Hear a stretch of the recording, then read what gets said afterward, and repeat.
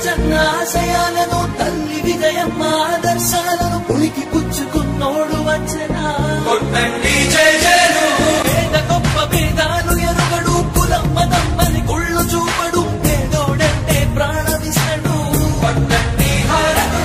యువరత్నము నాయకత్వం కదిలినదిగో మన యువ కిరణం అడుగడుగున అదే లక్ష్యం ఇది వైఎస్ఆర్ రక్తం మాట ఇస్తే తప్పని నైజం అడిమనెప్పుడు తిప్పని రోషం వేసే ప్రతి అడుగుల ఉంటని మహానేత నాయకత్వం